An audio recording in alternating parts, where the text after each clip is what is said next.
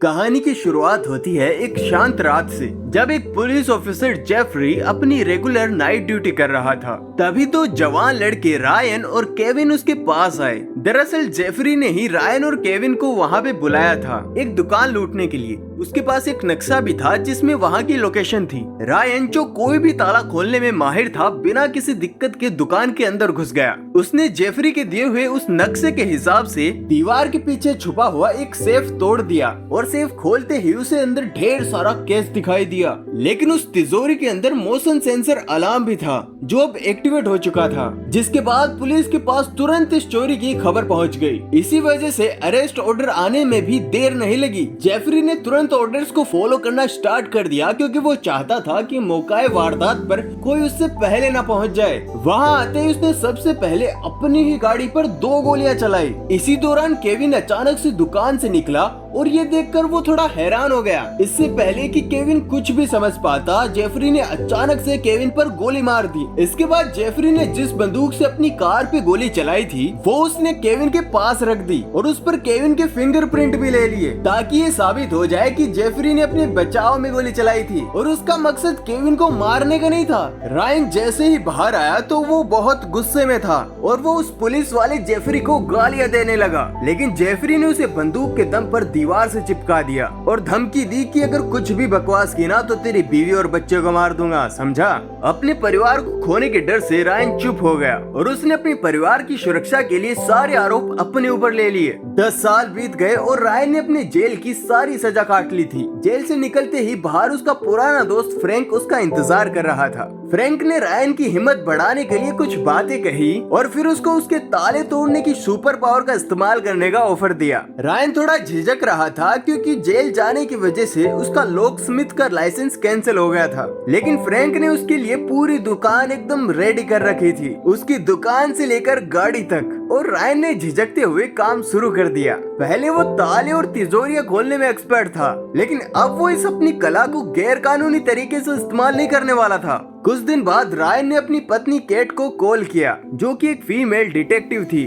Ryan ने उसके सामने मिलने की इच्छा जाहिर की और वो मान भी गई। वो अपनी पत्नी और अपनी बेटी लिंसे से 10 साल बाद मिल रहा था। कैफे में केट ने लिंसे को दूर जाकर ऑर्डर करने को कहा, ताकि वो रायन से अकेले में बात कर सके। रायन ने अपनी गलतियों के लिए माफी मांगी, लेकिन केविन की मौत का सच अभी भी छिपाए रखा। केट ने उसे माफ कर दिया और कहा कि तुम अपनी बेटी के साथ उसके पिता बन के रह सकते हो, लेकिन मेरे पति बन के नहीं। रायन के लिए अपनी बेटी के साथ समय बिताना बहुत बड़ी बात थी और उसे कहीं ना कहीं ये उम्मीद भी थी कि आगे चलकर किसी न किसी दिन केट भी मान ही जाएगी। अगली सुबह फ्रैंक ने रायन को जगाया और काम पर जाने को कहा और रायन ने एक शानदार घर का ताला रिपेयर किया। वहाँ घर का मालिक कैरेट उससे मिला और बताया कि उसकी एक वर्कर अप्रैल ने उसे रायन के हुनर के बारे में बताया था।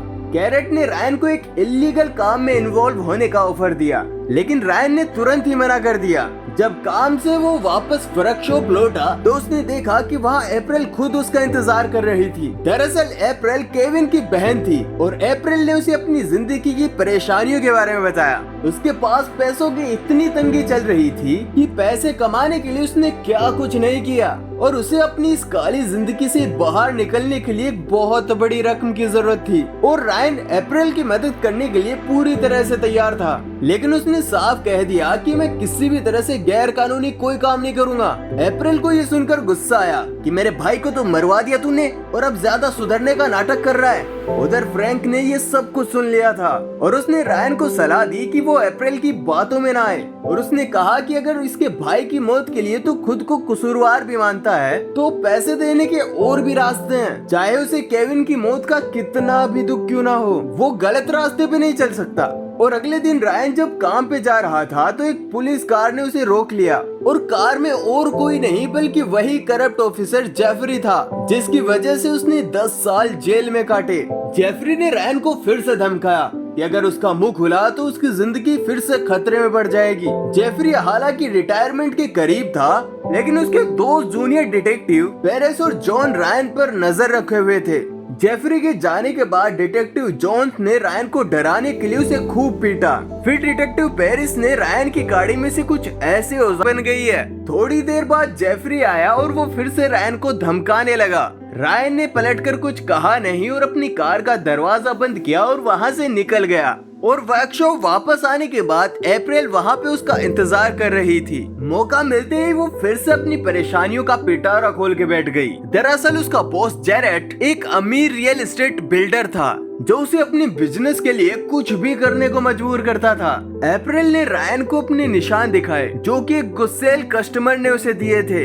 वो तो भाग भी नहीं सकती थी क्योंकि अगर डील खराब हुई तो उसे फिर से किसी खतरनाक आदमी के पास भेज दिया जाएगा। उसे बहुत सारे पैसे चाहिए थे अपनी जिंदगी बदलने के लिए। रायन को अप्रैल की परेशानियां देखकर बहुत दुख हुआ। आखिरकार वो उसकी मदद करने के लिए राजी हो गया।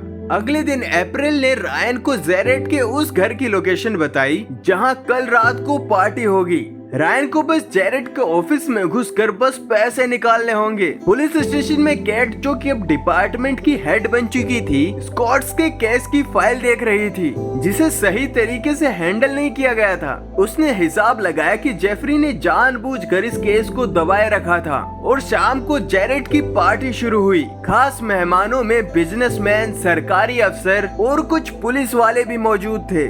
रायन मास्क पहनकर छुपते छुपाते अंदर पहुंच गया। अप्रैल ने भी रायन को देख लिया था, इसलिए सबका ध्यान भटकाने के लिए वो जानबूझकर एक वेटर से टकरा गई। सबका ध्यान अप्रैल की तरफ चला गया और रायन ऑफिस की ओर बढ़ गया। लेकिन जेफरी भी इस पार्टी में मौजूद था और उसकी नजर रायन पर पड़ चुकी थी।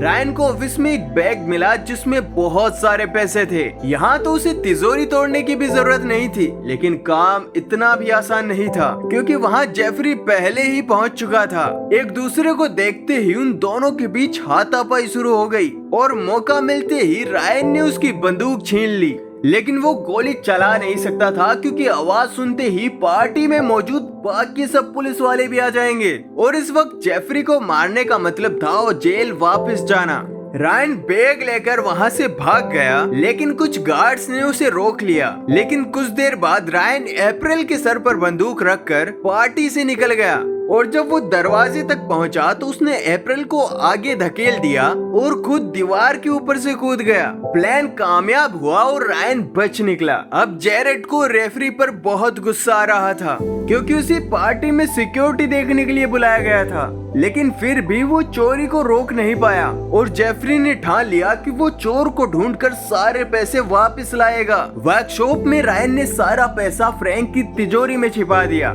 और उसने अप्रैल को फोन किया, लेकिन अप्रैल ने फोन ही नहीं उठाया। और अब रायन को अप्रैल की चिंता हो रही थी और उसने सोचा कि उसके घर जाकर एक बार चेक कर लेता हूँ। लेकिन अप्रैल के घर में सब कुछ बिखरा हुआ और टूटा फूटा पड़ा था और साथ ही अप्रैल भी वहाँ से गायब थी। रायन को लग रहा था कि किसी ने उसे किडनैप कर लिया है। उधर कैट के घर तानिया नाम की एक औरत आई जो कि अप्रैल के साथ काम करती थी। उसने एक पेन ड्राइव दी जिसमें जेरेट के गुनाहों के सबूत थे, कुछ ऐसी फोटोज और वीडियोस जिनसे ये साबित होता था कि जेफरी, पेरिस और जोन्स ये तीनों भी इसमें शामिल थे। फ्रैंक अपनी तिजोरी में मौजूद सारा पैसा देख चुका था, इसीलिए जैसे ही रायन वापस आया तो फ्रैंक बहुत गुस्से में था। रायन ने उसे समझाने की कोशिश की कि मेरे पास और कोई रास्ता नहीं था क्योंकि वो अप्रैल का दर्द बर्दाश्त नहीं कर पा रहा था। वो अपने आप को उसका गुनहगार मानता था क्योंकि उसकी वजह से ही उसका भाई मारा गया था, तभी आज वो इस हालत में है। फ्रैंक ने उसे अप्रैल की जिंदगी में दखल अंदाजी करने से मना किया था और कहा कि उसे कैट को सच्चाई बता देनी चाहिए, लेकिन रायन ने ऐसा करने से मना कर दिया। उसे डर था कि जेफरी उसकी पत्नी और बेटी को नुकसान पहुंचा सकता है और जिस पुलिस स्टेशन में वो काम करती है वहाँ भी जेफरी के लोग मौजूद हैं। थोड़ी देर बाद जब रायन बैग में पैसे भर रहा था तो उसके पास केट आ गई। रायन ने जल्दी से बैग छिपा दिया। केट रायन से अप्रैल की सच्चाई जानने आई थी और वो ये भी जानना चाहती थी कि आखिर 10 साल पहले हुआ क्या था, रायन जेल क्यों गया। रायन सच बताना चाहता था, लेकिन ऐन मौके पर वो रुक गया और उसने फिर से सारी जिम्मेदारी अपने सर ले ली और उसने अप्रैल के बारे में भी कुछ खास नहीं बताया। और इसके बाद केट ने सारे सबूत एक एनवेलप में जमा करके अपने सीनियर्स को दे दिए लेकिन उन्होंने हिसाब लगाया कि इतना काफी नहीं होगा। अगर वो इन करप्ट पुलिस वालों को सजा दिलाना चाहते हैं तो एक गवाह की जरूरत पड़ेगी, क्योंकि केटी खुद एक स्कॉट थी, इसलिए कोई उस पर विश्वास नहीं करेगा। इसलिए केट को कुछ भी करके गवाह ढूंढना होगा। उसी रात रायन फिर से जेरेट के घर गया। वो गार्ड से छिपते छिपाते अंदर पहुंच गया। रायन ने जेरेट को ऑफर दिया कि अगर जेरेट अप्रैल को छोड़ देगा तो रायन उसे चोरी किया हुआ पूरा पैसा वापस लौटा देगा। जेरेट ने साफ इनकार कर दिया कि मुझे नहीं पता अप्रैल कहाँ है, लेकिन रायन को पूरा यकीन था कि जेरेट ने ही अप्रैल को छुपा रखा है। और उन दोनों की बातें जल्द ही लड़ाई में बदल गई और जेरेट ने अचानक से रायन पे हमला कर दिया। लेकिन रायन भी कोई कच्चा खिलाड़ी नहीं था। उसने जेरेट को खूब पीटा और उसका सर पानी में डुबोकर उससे पूछने लगा कि बता अप्रैल कहाँ है। आखिरकार जेरेट ने बता ही दिया कि अप्रैल जेफरी के पास है। ये सुनते ही रायन अप्रैल को बचाने के लिए निकल पड़ा। लेकिन तभी हम देखते हैं कि जेफरी और अप्रैल तो गाड़ी में ही बैठे हुए थे और वो रायन को वहाँ से निकलते हुए देख रहे थे। असल में अप्रैल और जेफरी ने मिलकर रायन को फंसाने का प्लान बनाया था। अप्रैल का मदद मांगना, अपनी परेशानियां बताना सब कुछ झूठ था, ताकि रायन फिर से चोरी करने को राजी हो जाए। दरअसल वो अपने भाई केविन की मौत का बदला लेना चाहती थी, क्योंकि उसे लगता था कि उसका गुनहगार रायन है। लेकिन असलियत में जिसके साथ मिलकर वो काम कर रही थी उसने उसके भाई को मारा था। बाद में जेफरी ग्लव्स पहनकर जेरेट को मारने के लिए उसके घर गया ताकि उसके खून का इल्जाम रायन पे लग जाए। रायन फिर से वर्कशॉप आया और उसने फ्रैंक को बताया कि जेरेट को अप्रैल की लोकेशन का नहीं पता था, क्योंकि असली किडनैपर तो जेफरी है। फ्रैंक ने रायन को सलाह दी कि ये सारा पैसा कैट को दे दे, वो थाने की इंचार्ज है, वो लीगल तरीके से ढूंढ लेगी अप्रैल को। लेकिन अब रायन के उठाए गए कदमों ने सिचुएशन को और बिगाड़ दिया था और बिना कानूनी मदद के उसका जेल जाना लगभग तय ही था।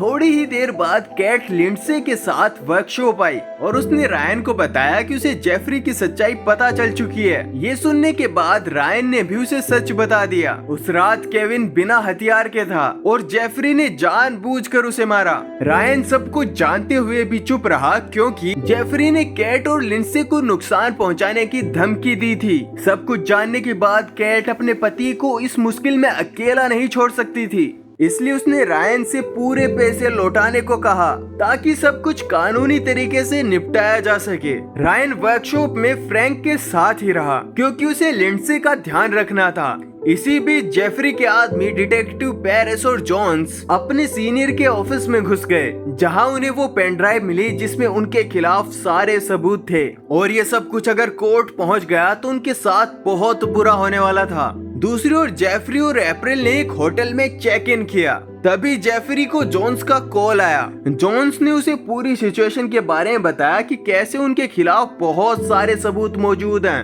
और पेन ड्राइव उनके सीनियर्स को कैट ने दी थी। ये खबर सुनकर जेफरी गुस्से से पागल हो गया। वो लोग प्लान बनाने लगे कि कैट, रायन और जो भी लोग इस केस में इन्वॉल्व हैं उन सबको मारकर पैसा लेकर शहर से भाग जाएंगे। जेफरी के इरादे सुनकर अप्रैल को अपने फैसले पर पछतावा होने लगा। उसे रायन से सिर्फ बदला लेना था, किसी और बेगुनाह की जान नहीं। और अब उसने सोच लिया था कि वो इन करप्ट पुलिस वालों का साथ नहीं देगी। और उसने जल्दी से रायन को कॉल करके बताया कि ये लोग तुम्हें और कैट को मारने की बात कर रहे हैं और जल्दी से वहाँ से निकल जाओ। लेकिन तब तक बहुत देर हो चुकी थी। पेरिस रायन के ठिकाने तक पहुँच चुका था और उसने रायन को देखते ही उसकी तरफ गोली चला दी। लेकिन तभी पीछे से फ्रैंक ने उन दोनों ऑफिसर्स पर गोलियां चलाई और जोन्स को गोली लग गई, जिस वजह से उसकी मौके पर ही मौत हो गई। अपने साथी की मौत से गुस्साए पेरिस ने फ्रैंक को भी गोली मार दी। इसके बाद पेरिस ने लिंडसे पर बंदूक तानकर रायन को सारा पैसा देने को कहा, लेकिन पैसे तो केट पहले ही लेकर जा चुकी थी।